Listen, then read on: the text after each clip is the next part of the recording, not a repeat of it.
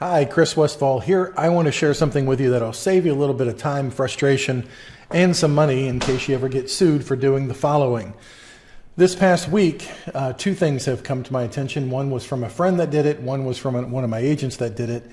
And all these things can be avoided if you use the tools that are available to you. See, over at MedicareAgentTraining.com, we have a page called Tools You Need. And one of the tools that you definitely need is a checklist. Everybody's got to have a checklist. Now, in our office, we've got a whole board of cheat sheets that we have. And the checklist is most critical after your application has been written. You've got to follow up with these people. You got to find out, for turning 65 people, did they start Part B? Did they get a Part D drug plan? Did you explain to them their need for a Part D drug plan? Did they end up getting their ID card in the mail after you wrote the policy? Do they understand how to use the ID card, that they need to show it to their provider when they first show up there at the provider? Did you explain to them, after the application was written, the Part B deductible that applies if they're getting Plan G or Plan N? Things that you need to do consistently, which is why you need a cheat sheet, a checklist on your wall every time you write an application.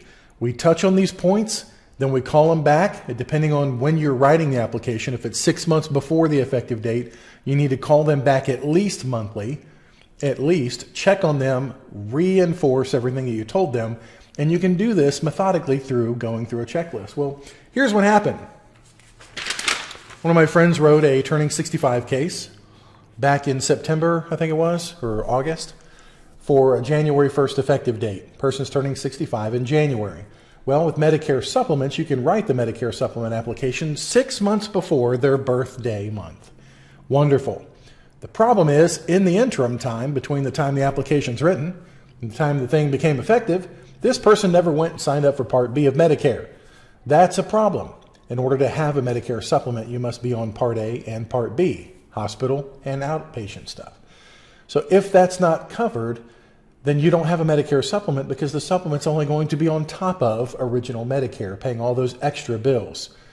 This agent should have followed up and made sure that the client, somewhere between 6 months from the effective date and the effective date, somewhere in there, Medicare says 3 months before is the best time, go sign up for Part B so that everything works as it should.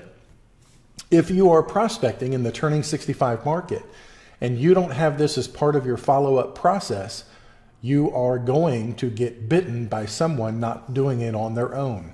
Don't rely on the senior to have to go through their own internal checklist that they create from reading the Medicare and You guidebook.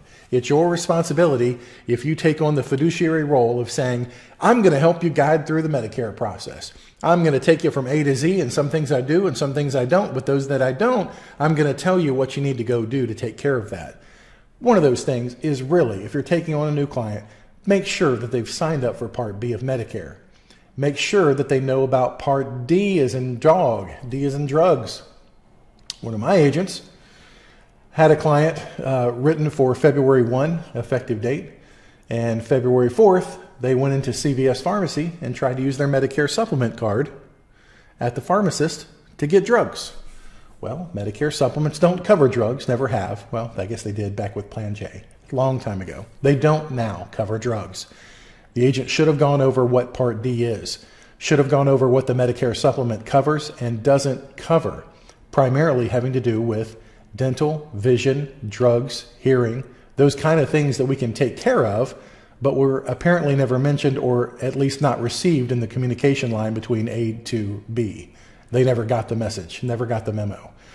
So the customer is freaking out, calling the insurance carrier on the Medicare supplement from the pharmacist's office, wondering why their Medicare supplement is not covering their drugs. Well, it was never intended to, and this is a lack of communication. Again, easily remedied by going through a checklist with each and every client. Putting in there that you talked about Part D. You talked about having Part B signed up for prior to the effective date.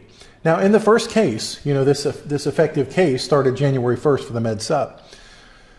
And the problem is, if the person didn't sign up before their birthday and they wait to sign up the month after their birthday, they've got an extended waiting period. They've got more months that they have to wait. They can't just, first of all, the question from the agent was, can they retroactively get Part B started way back to their birthday. No, there is a remedy for that, and that is that they have to sit out and wait an additional set of months after turning 65 if they waited to start on Part B. It's a very sad situation that, of course, they would have relied on their agent to counsel them on as to when they should do that.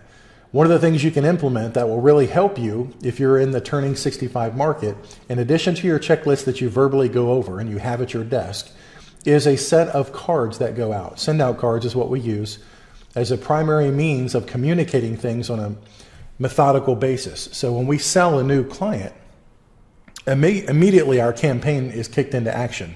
The first campaign thanks them for their business, gives them our phone number, and we want to get that first card to them as soon as humanly possible so that they have some kind of tangible representation of our phone conversation. So first card goes out immediately. A few days later, a follow-up card. Hey, your application's in process. It'll be issued here soon, probably already, and we're here to stand by with you. Another one goes out and says, we're just making sure you got your ID card. You don't have any additional questions. If you do, here's how to reach us. And then lastly in that series is a referral card asking them who they might want to refer. And we just had one that's coming this morning. Hey, you signed up my friend. And that's how we get those automatically. But in that series of cards that's going out, if you have one campaign specific for turning 65 people, it can go through there and say, these are things that we should have already covered and we want to put in writing. One, that you got Part B started before your effective month. Two, that you've got your Part D drug plan taken care of because it's not covered by your supplement. Three, that we've talked about the dental, vision, hearing plan that's available in your state that will supplement Medicare since Medicare does not cover these things. And those things need to be in your checklist, both in writing to them and verbally when you're making the sale and following up until the effective date. I know this will help you. I know it's a pain, but what we get to in processes come out of pain. In the sheriff's department, we used to work there. Why we would come up with written policy is because we would do something stupid and then realize, gosh, you know what?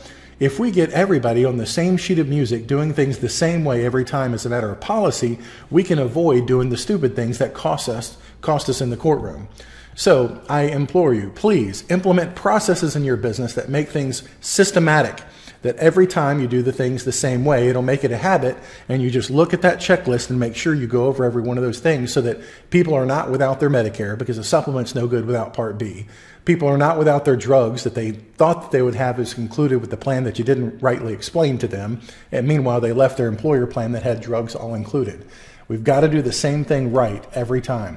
It only takes one, crap, to wipe out all the attaboys. That's the old saying from law enforcement. You can do things right 99 times, but you do that one-time thing and it'll cost you more than all the 99 attaboys ever benefited you. I'm Chris Westfall. We've got this tool and more over on the Tools You Need page at MedicareAgentTraining.com. Have a great day. Bye-bye.